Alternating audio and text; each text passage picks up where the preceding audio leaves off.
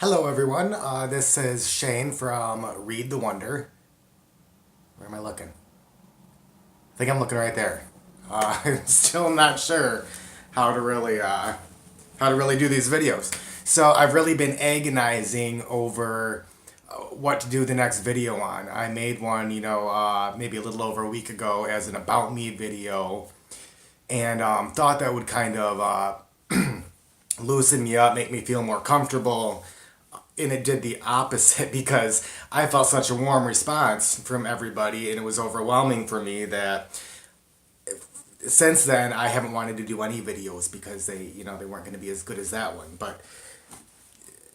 And I'm not feeling the walkthroughs like I thought. I'd be a walkthrough kind of guy, and I'm not really feeling that either. So I don't know what my channel is really going to be specifically about right now. Maybe a little bit of everything. Maybe I'll narrow in on one particular theme here, but for the time being, it's just going to be this. So today, I'm simply going to talk about the Hierophant, and the main reason for that is that it got brought up in a conversation today, and I've been thinking about it ever since, and I guess I've just felt kind of drawn now to do this video since I've been thinking about it so much. So I'll tell you how this conversation, and it's cool because it kind of expands on the About Me video that I did. A friend and I, Season, you'll know her on Facebook, probably a lot of you, and she's Alchemy's Arrow here on YouTube. We're Skyping and talking, and we were talking about this aspect of me being, and I'm gonna get a little bit even more open here because why not? I'm gonna try to be, as authentic as I possibly can be. I'm in a program now, a 12-step program I kind of touched on. I'm not as involved as I used to be, but I go very regularly.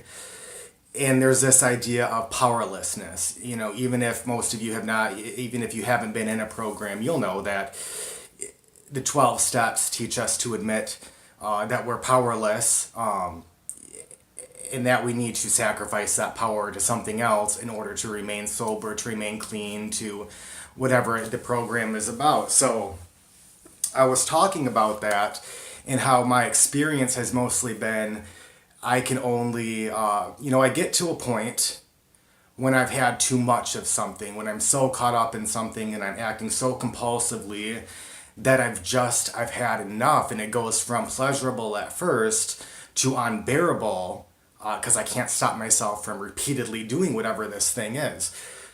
So I find power in admitting that I'm powerless. So when I get to that point, I admit I no longer have control over this, and it is at that exact moment that I admit I have no control that I find the power. I find the control. I find that I do have it within me to stop doing whatever that is. And Season immediately referred to the Hierophant as this learning procedure, I suppose. So I was thinking about the Hierophant, obviously during that conversation, and since, and it is probably since I've been involved with tarot for years, since years ago when I picked up my first deck, I cannot think of another card I had or do dislike more than the Hierophant. So appropriate that I start here with really doing some research on what the Hierophant is. So the Hierophant to me has always meant, my meanings, my meaning of the card, my understanding of the cards is still pretty rudimentary, but it's always meant a teacher, somebody in a very moral setting. Of course we see, and where is this card? Hold on. Of course we see in the Rider-Waite. Well, I've lost it. Totally lost it. We all know what the Hierophant looks like in the Rider-Waite. I hope we do.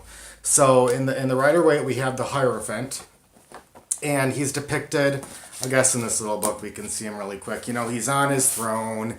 He looks very popish. He's got supplicants down there kneeling before him. So, as a pastor's kid, and not in a good way, that has always had, since I picked up a tarot deck, a very negative connotation for me. I don't want to conform. I don't want to listen to the preaching. I don't want to live by your moral standards. So the Hierophant, whenever I see it, brings that all up, and I just don't want to hear it. I don't want to deal with it. I don't like what the Hierophant is saying to me. So she immediately brought up the Hierophant when we were talking about, I guess, to expand on that conversation, we were talking about how the program teaches these and tries to ingrain these certain things into our heads, such as powerlessness, and the idea that I have to give that power to something else that can help me. And sure, that's the case in some. There's many powers greater than myself. My sponsor is a higher power. Friends can be a higher power. My doctor is a higher power. Many higher powers. So I've gotten rid of that sense of I need to give it to something celestial. But we were talking about that as, the fact that I did need to learn all these basics through the program that I was learning in order to get well, to get better, to feel better. And then at what point, and this was Season's, what she had said to me, roughly, there comes a point where that teaching is enough, and then it becomes your own moral compass. You have to internalize it, and then start looking at things from your own perspective. What is right to you? What feels right? What have you learned? How can you use those things you've learned in conjunction with what you know inherently to be true? So I was talking about how in only the last year, after 7 years of being in recovery, how only in the last year have I really taken a step back at the program as a strict moral code, a strict guideline, and said, wait a minute, it's another form of addiction, right? So I need to step back. I need to take a look at really what I believe, not what I'm being taught, but what I'm being taught I really believe, what really holds true for me, what really resonates, what I really can work with. And so that's where I've been in this last, between 6 months and a year, is figuring that out and understanding that I am a much more powerful being than others would have me believe, and that power can come from within myself. Not all the time can I do it alone, but at times that power is within me and I can use that power. So then we're talking about the Hierophant on a very personal level, which I rather like. This own inner guidance, the own inner moral knowledge, wisdom. So I really like that. And so I decided to kind of look at the Hierophant and different books that I have, guidebooks, or, like here I just got this book a few days ago. Somebody on YouTube actually had this up, just said really quick, if anybody would like to just pay the shipping fee, I'll ship this to you. So I just bought The Alchemical Tarot. So by the same guy, Robert M. Place. So while this book isn't a companion book to The Alchemical Tarot, it's written by the same guy. So the same meaning I'm going to find in those cards, I figured it would probably be in this book. And I think so far I'm right. I haven't read the whole thing. I'm not even close. But I've had this book laying around, so this was my first go-to for really tonight, looking at what he says about the Hierophant. And I had it bookmarked, and it's not anymore. Give me a second here. Interpreting, no, the Hierophant. So he did. I really like the beginning is where I've only gotten through the first maybe 100 pages, and it's a lot of history, which I really needed to hear, a lot of information I didn't know. So that was great. Have not gotten to the meanings yet. So look this up. He did nothing to dispel my fears of the Hierophant in this book. He does a wonderful job of explaining in just a paragraph or two of what the symbolism is in the Rider-Waite, but it made it worse. And I'll tell you why. The Hierophant here, there's a lot about the symbolism, not a whole bunch, but he touches on quite a few things in just a small amount of writing there.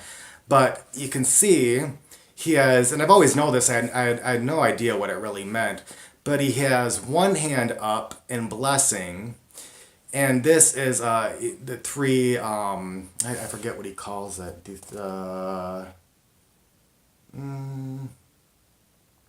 triple cross of martyrdom, depicting Christ's martyrdom, as the cross. And so he's got up here in blessing, this pillar is severity. So he's blessing the idea of severity. And the martyrdom is to the pillar of mercy. Of mercy. So what that says to me in this symbology, and what he seems to be saying that this card says, is that we are killing the mercy here. Mercy's gone, right? And we are blessing, we're condoning some severity here, which is always what the Hierophant has meant to me. And I was hoping that he would dispel that, give me something in the Rider-Waite card that said, it's not as bad as you think, but apparently, as far as Sir Arthur Edward Waite was concerned, he was very traditional with the card. And of course, I do not know the whole history. I know why it started. I don't know how it started. I did read a little bit about it, and now I've already forgotten. But so that didn't help. But I'm still clinging to the conversation we had of this Hierophant being more of an inward journey at this point. Yes, I've learned, I've had a lot of moral teaching and a lot of religious figures in my life and in authority figures. It reminds me of an authority figure, somebody in high standing, and I've had a lot of those in my life. None of them have really impressed me very much. So that's where I was at that point. So I got out some other companion books and got out some other decks and started looking at how the Hierophant differs. And I guess we'll just go through them. We'll go through them and I'll talk a little bit about how it differs and the decks that I own and what I'm seeing. Pagan Otherworlds, a deck that I absolutely love. The feel of the cards is amazing. The artwork is stunning. It's got that linen. I don't know if you can see it. The linen finish. Everything about these cards is great. The only thing that I I personally don't like about the cards is that they're very Rider-Waite based. And some figures in some cards, while looking very pagan-y, he looks fairly pagan. What is that, a straw hat and some kind of fur coat, it looks like almost. So very pagan-y, still very traditional. Still have that triple cross of martyrdom. Still have that blessing. And you still have the two pillars here. So, while being Pagan Otherworlds and looking very pagan-y, a lot of the cards in here are still very Christian, very religiously based, which is kind of a turnoff, but not so much that I will never use the cards. I love these cards. So, same idea here. He doesn't look as menacing, I guess, as a man sitting enthralled, with supplicants before him, but nonetheless, same idea there. Gonna skip that one for now. I like this idea better. Tarot of the Hidden Realm. Well, my battery is dying. I thought I'd plug this in. Hold on. Are we good? We're good. We're good. Okay, so Tarot of the Hidden Realm. We still call it the Hierophant here. And we still have an older man. He looks wise with all of his white hair, his long white mustache. That reminds me a little bit too much of cowboyish for a fairy deck. But I love this deck to death. I can relate. I feel a connection with every single individual in this deck. From what I've seen, from the little I've used, I haven't used it a bunch, but I certainly feel a connection. She does a great job at portraying faces and emotions and meanings through those faces. Him, again, not so much. Not so much. He looks much more approachable than the other two Hierophants that I've shown you. But I have a problem with men. I just do. There's something about it. Like, men in general scare me. It's something that personally I really need to work on. They don't scare me so much as I just have a blockage towards them. Like, and I know it stems from childhood. I know this. I know I need to work on it. I need to get through it. I know this, and I know part of all my feelings stem from this. So that's another reason I need to get more in touch with the Hierophant, and then the Emperor, it's another one I have a problem with, and that's awful. But here at least he looks more like a teacher. He doesn't look like somebody who's going to judge you. He looks like somebody who is going to impart wisdom, very kindly and gently going to tell you what he knows. So this I can relate to a lot more than the other two Hierophants. I don't mind being taught as long as you are not going to force it down my throat, right? So I like that Hierophant more than what we've seen so far. A couple of, let's go with, I don't think I'm going to do as many as I thought. I guess we'll kind of get into this idea now of, and I like this idea of the Hierophant more than any idea that I have talked about so far, is just the idea of divine knowledge. And because he kind of goes hand in hand with the High Priestess, just as the Empress and the Emperor are a duality, so the High Priestess and the Hierophant are kind of their duality. And so the High Priestess deals with knowledge more on a very mystical, very intuitive level. The Hierophant deals with knowledge on a more divine level, or all-knowing, very worldly wisdom. So I can get down with that a lot more than this, this guy that's sitting there waiting for me to bow to him and judge me. So this kind of introduces that. We all know the wild unknown here. So that introduces this idea with the key here of kind of some hidden knowledge. We need to find that key and use that key wherever it may be to unlock that knowledge that is probably, it's already within us. We need to unlock it, or unlock some outer door in our lives that can unleash that knowledge, whether it be, learning from a mentor or a teacher. It doesn't have to be a religious figure. It can be, just a mentor that you can learn from, and finding that knowledge. So that introduces it. The raven or the black crow here, it's often thought of as a sign of bad luck. So when you see the Hierophant, you're already thinking, dear God, So in that sense, he does, the Hierophant that I dislike kind of reminds me of the Hierophant.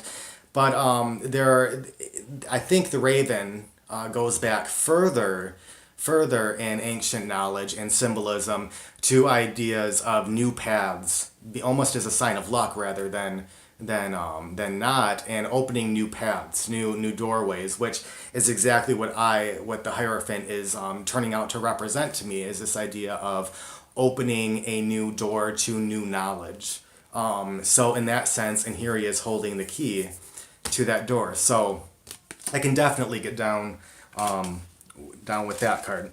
Another one, as I was going through my decks, that I really liked, and that season actually showed me, and when we were talking, is from the Astera Tarot, and that is this guy here, Bookface, as I call him, which is unfortunate because I'm watching Asylum, American Horror Story, which is all about bloody face, so that connotation just came up in my mind. But Bookface is what I call him so far.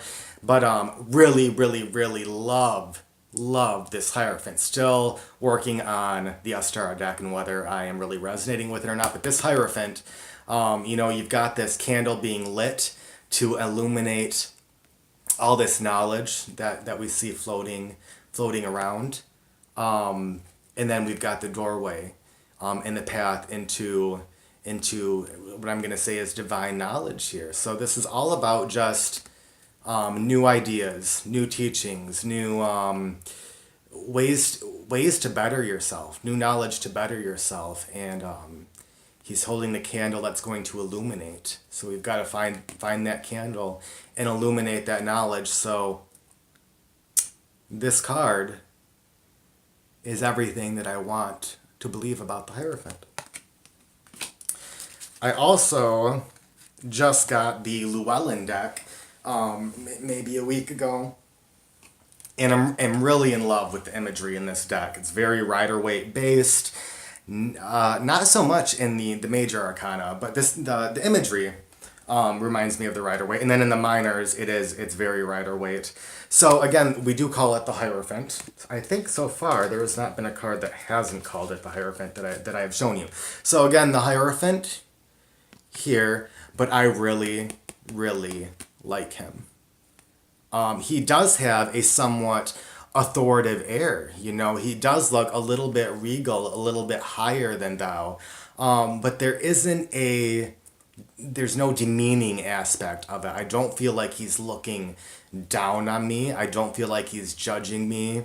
I feel like this guy right here has the right to be there. Whereas in some of these other cards, I'm like, what? Yeah, what right? What right do you have to? So this guy, I feel like, yes, yeah, you can tell me. Tell me what you think.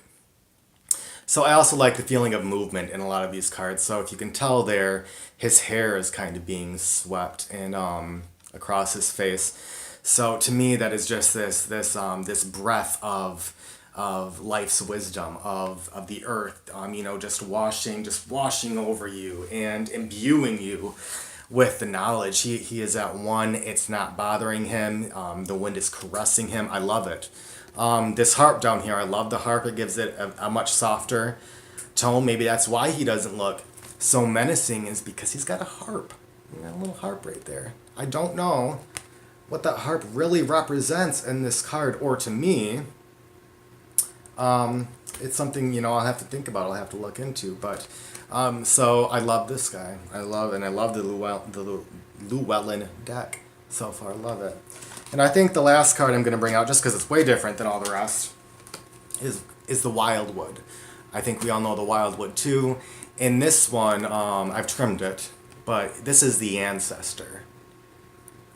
And this is all about, just like that raven could also stand for that new beginning, new path, new paths to wisdom. She talks about in her book, or in his book, and I thought I had it out here, In the Wild Unknown, and I know I had it out here. Here it is. So I have him right here. Yeah, it's just the Ancestor is blessing you, welcoming you in to this new path. You even have the two pillars here. This new path of experience. No turning back. You're gonna find new knowledge along this path. What you find is it's going to be up to you what you find on this path, and it's gonna be up to you to use that wisdom in your own life in the ways that you see fit. So I love that the Wildwood. I love earth-based decks, earth-based ideas. So I really, really like that card. I have not worked with the Wildwood much. But I think that after seeing this, even right now, that I need to work with it more, because it really speaks to me.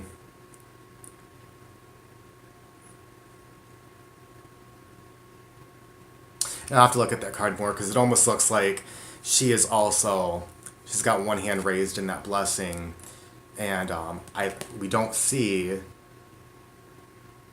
the three-pronged, whatever it is, a martyrdom, there. But there are 3 spirals on her wooden shield, so interesting. The number 3 again there, which is a symbol of the divine. And I'm not that knowledgeable, so I don't know if the symbol 3 for divine comes from the Father, the Ghost, or the Father, the Holy Spirit, and the Son. That's what it has always meant to me, and I don't know if that's where it originally stemmed from, or if there is some kind of ancient knowledge or reason that the number 3 is a sign of, or is a symbol for divinity. So interesting that that's on that, and of course I realized that in a video, so going to have to do some more research into that. So So far, that is my experience. And I know that I underlined more stuff and I was gonna, doesn't matter now. So, in one day, my mind has totally shifted with the Hierophant. This morning, I've read little about him. I have kind of touched on the idea of it being more about just wisdom seeking or a sense of more moral ethics applied to the seeker. But it has still scared me. And it still does a little bit. The Hierophant will always be one of those cards that's a little bit, just has that bad feeling for me. It brings up a lot of past experiences. But today, in one day, just from really thinking about it, talking to somebody else about it, and then looking at all these cards and reading a few different ideas on the Hierophant, it has really opened my eyes to the fact that there's way more meanings in these cards than I could ever imagine. There's symbolism in each different card that can mean different things. Each artist depicts it in their own way with their own little twists on it. So there's no need to be scared. There really isn't. I say that, but there isn't. So that's what today has taught me. That's what the Hierophant so far has taught me, and I feel like there's a lot more learning to do with him. So I'll be working on that for the rest of my life. The other thing that I think I'll share really quick. Scratch that. I'm not going to share that right now. I don't feel like I need to. So that's it today. That's it. And this has already gone on much longer than I want to. I need to eat, and I'm probably going to finish Asylum, the American Horror Story Asylum tonight. So that is my plan for the evening. Probably going to edge my deck. There it is. I made this little, I had the 10 size Centennial. I already have the full size Centennial. It was my first deck, what I call my first deck. So I got the 10 size, and I decided today to trim it so that I have this cute little pocket, and I have not done the corners yet. This cute little pocket Centennial. So I'm thinking about tonight edging that while I'm watching my show, edging it in silver. I think is what it's not quite silver. It's like a platinum silver, so I think it'll look great. We'll see. So that's it. Please give me your thoughts. If you have other ideas on the Hierophant, I would love to hear them. Any new ideas spark. Just really put a spark in me to learn as much as I can from as many people as I can. This is all wiggly too. So do that. I'm also thinking about, because I need some kind of structure and something to focus on, maybe of doing like a little series I know I've started with the Hierophant, but that's all right. Go back to the Fool and work my way just through the Major and talk about what that card has specifically meant to me, what I have found from reading about this card in various places, talking to different people, and maybe focusing on a card every week or two a week, and then talking about it, because talking about it with you guys really helps. I feel like talking about stuff out loud helps me to think. So again, I could go on for ages about this, but I'm gonna end this now. I really appreciate that you guys are watching my channel. I really feel honored, and